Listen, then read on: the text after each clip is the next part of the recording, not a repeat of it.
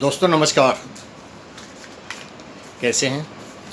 आज मैं western philosophy के अध्ययन के क्रम में प्लेटो से संबंधित चौथा वीडियो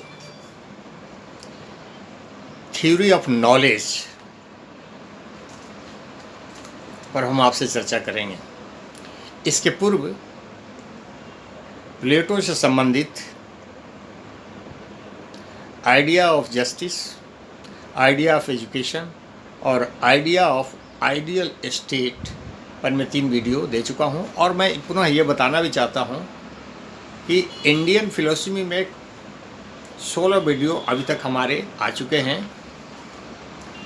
और संबंधित विद्यार्थियों से मेरी गुजारिश है कि वे क्रमवार लिंक में जाकर सभी वीडियो का अध्ययन करें। मुझे दावा है इंडियन फिलॉसफी पर उनके एक बहुत अच्छी कॉन्सेप्ट तैयार हो जाएगी। लगभग सभी फिलॉसफी पर मैंने चर्चा की है। आगे अगर कुछ और हो सकेगा तो और मैं बढ़ाऊंगा। अभी मेरा वेस्टर्न फिलॉसफी पर ये चौथा वीडियो है, Plato's theory of knowledge. Video के शुरू करने के पहले मैं पुनः अपने चैनल को सब्सक्राइब करने का निवेदन करूंगा और वीडियो को शुरू से अंत तक ज़रूर देखें। वीडियो को लाइक एंड शेयर भी करें। प्लेटो, जैसा कि आप जानते हैं, वेस्टर्न फिलॉसफी का एक बहुत बड़े पिलर माने जाते हैं। बहुत इंटेलिजेंट फिलोसोफर, वाइज फिलोसोफर, काफ़ी वैसे फिलोसफर तो पठन पाठन के व्यक्ति होते हैं, अध्ययनरत व्यक्ति होते हैं। हर चीज़ को बेहतरीन और ज़्यादा से ज़्यादा सच्चाई के करीब जाने वाले व्यक्ति होते हैं और इनके इसी इंटेलिजेंसी के कारण इनको कभी कभी अफलातून भी कहा गया। बहुत ज़्यादा ज्ञानी, अफलातून का ये मतलब ये होता है। प्लेटो जिस समय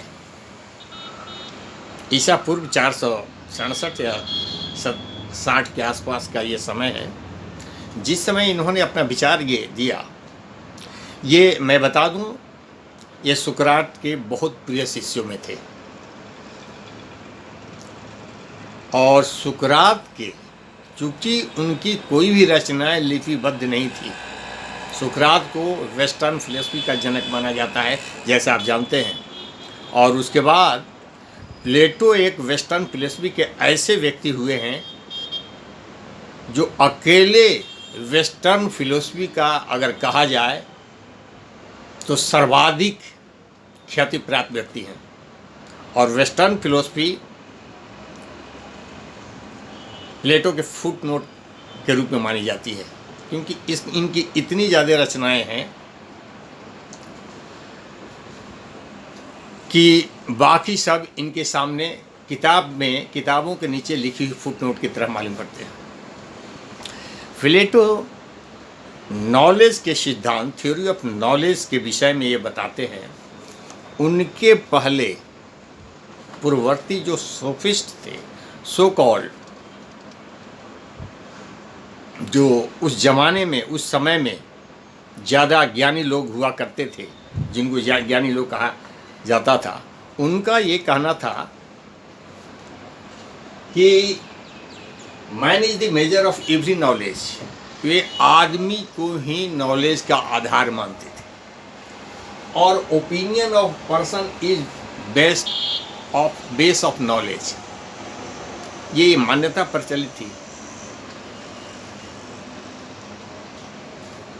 man is the measure of every knowledge. But इनके गुरु ने, सुकरात ने भी इस चीज़ को नकारा था और प्लेटो ने भी इसको पूरी तरह से नकार दिया कि नॉलेज के संबंध में ओपिनियन आधार नहीं हो सकता। Opinion cannot be knowledge because opinion is always variable, it can be always contradicted, it is variable from man to man, so it cannot be ये बेस, सही ज्ञान ये नहीं हो सकता। ज्ञान तो सही वो हो सकता है जो सार्वभौम होता है, हर समय के लिए होता है, वेरिएबल नहीं होता है। So opinion cannot be base of knowledge. चाहे वह नॉलेज, वह ओपिनियन चाहे कितना भी बड़े व्यक्ति का क्यों ना हो। अगर कोई व्यक्ति कहता है कि अब सूरज तो पश्चिम में उगने लगा है, ये बात मेरी मान लो क्योंकि मैं फला कंट्री का प्रेसिडेंट हूँ। प्लेटो कहता कि नहीं, चाहे व्यक्ति कितना भी बड़ा हो, ये बातें नहीं मानी जा सकती। उनके पर्सनल विचार हो सकते हैं, उनके ओपिनियन हो सकते हैं। ओपिनियन उसी स्थिति में मान्य हो सकता है when it is proved scientifically अगर कोई प्रूव्ड स्टेटमेंट है तो मान्य हो सकता है। जैसे हाइड्रोजन का 2 अणु ऑक्सीजन के 1 अणु से मिलकर जल का 2 अणु का निर्माण करते हैं। H2 2H2 plus O2 plus 2H2O। ये सार्वभौम है। पानी चाहे कहीं किसी भी स्टेट का हो, किसी भी जगह का, चांद का ही क्यों ना हो, उसके अणुओं की संरचना इस रूप में है, वो सार्वभौम शब्द है।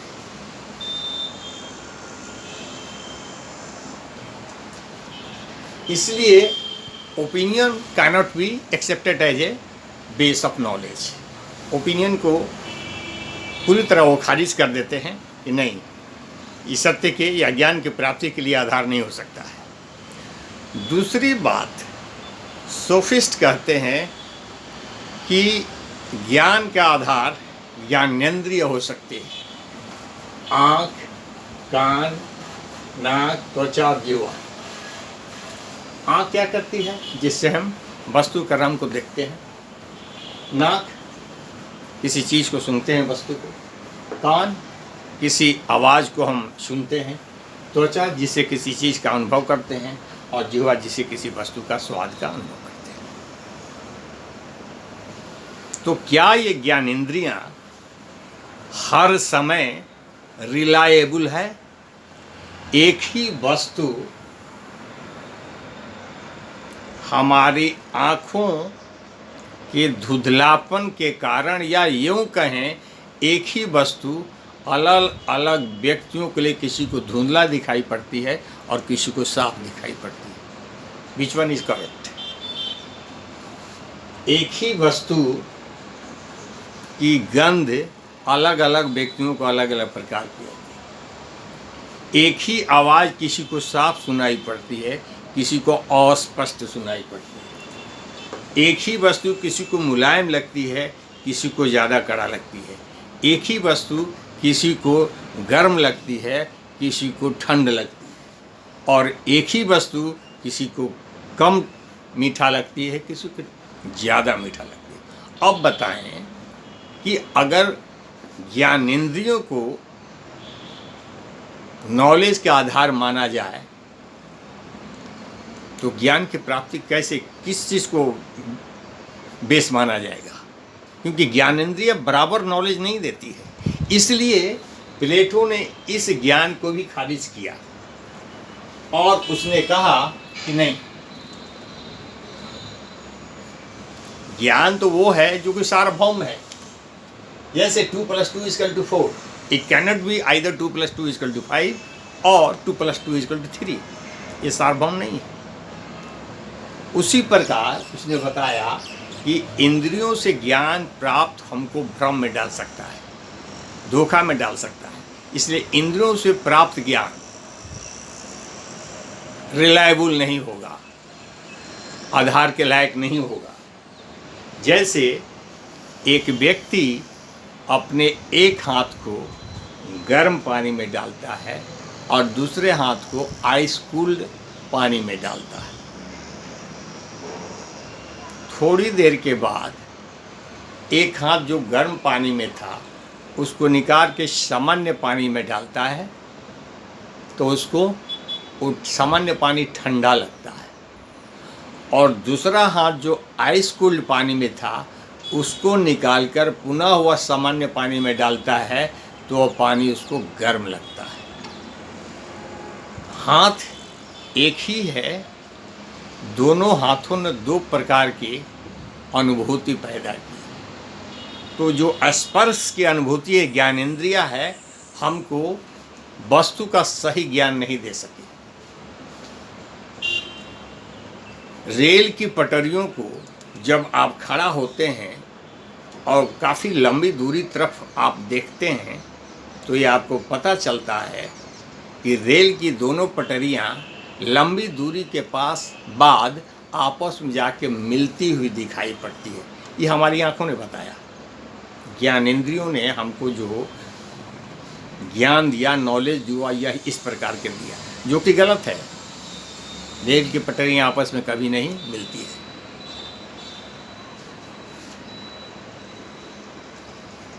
पानी के किसी बड़े पात्र में कोई छड़ी को डाल दीजिए तो छड़ी का पानी में डूबा हुआ पोर्शन मुड़ा हुआ दिखाई पड़ता है। हमारी आंखें क्या बता रही है कि छड़ी मुड़ गई, टेढ़ी हो गई, जो कि गलत है। हमारे आंखों ने सही ज्ञान दिया नहीं। ये हमको मालूम है कि पानी में डालने से छड़ी मुड़ नहीं सकती है। उसी प्रकार किसी घनी अंधेरी में कोई झाड़ी है और दूर से आप देख रहे हैं तो अंधेरा में झाड़ी ही एक वृक्ष के तरह दिखाई पड़ता है। वृक्ष कोई जानवर है वो हमको दिखाई और डरावना मालूम पड़ता है,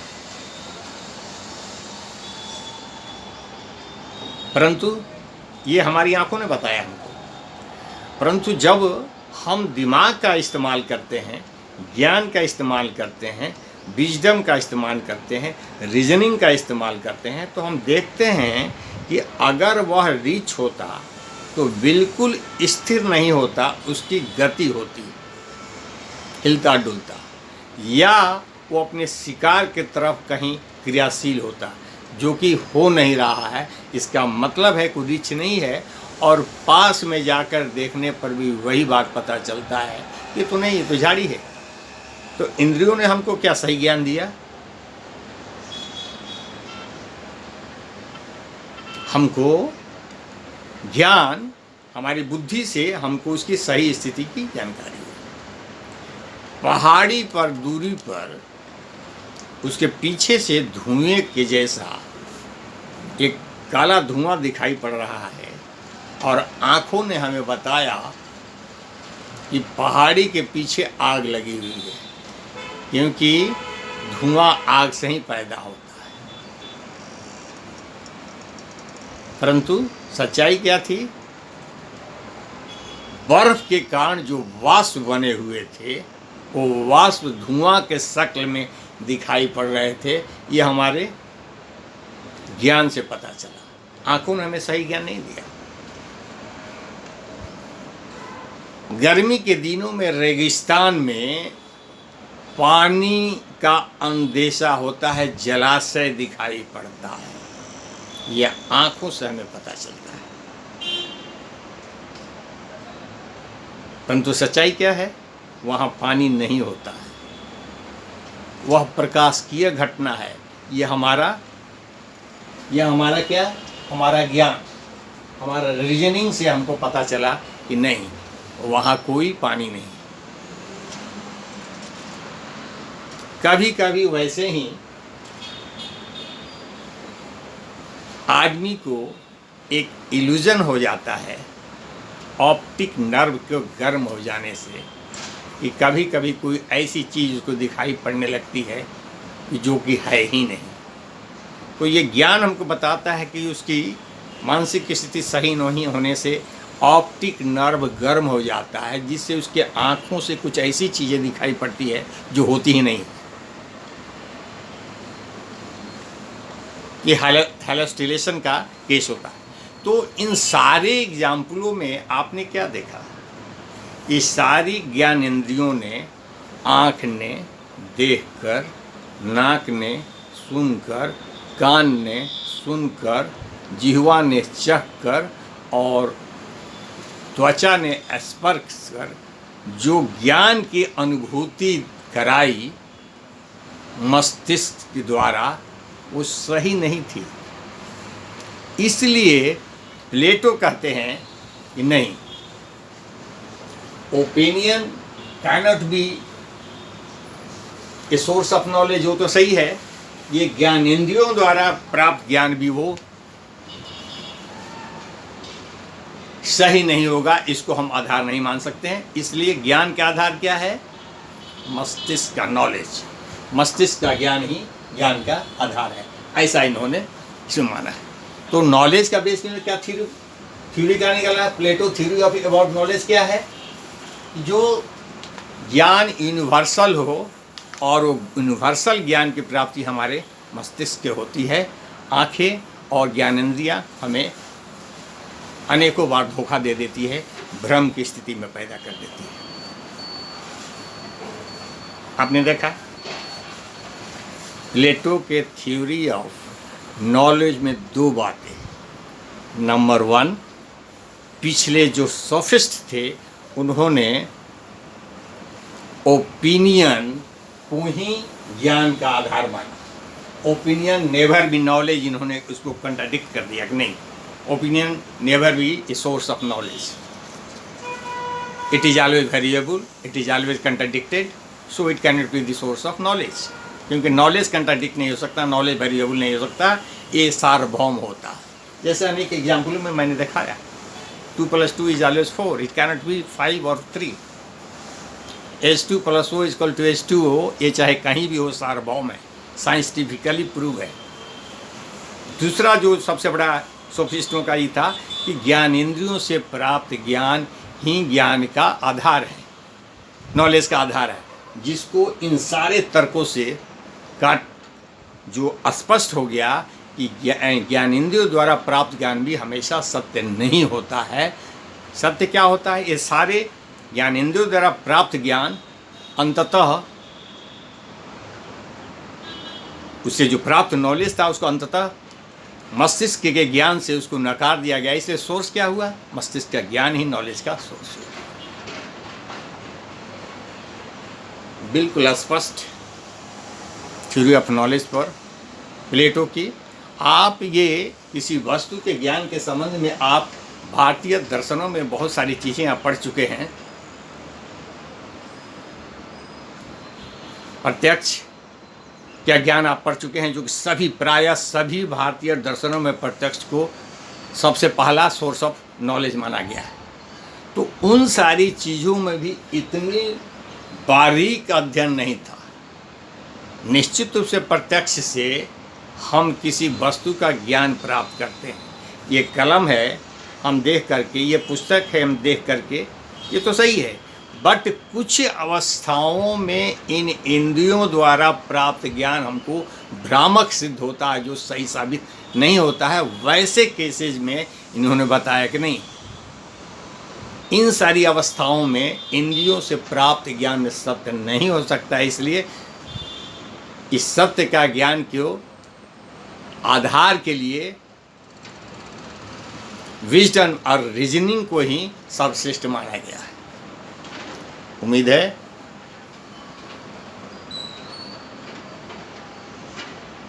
प्लेटो का थ्योरी ऑफ नॉलेज बिल्कुल स्पष्ट समझ में आया होगा। लाइक एंड शेयर तो बनता है। पुनः मैं अगले वीडियो में प्लेटो से संबंधित अदर विचार को मैं आपसे आइडियाज़ पर मैं चर्चा करूँगा। Thank you.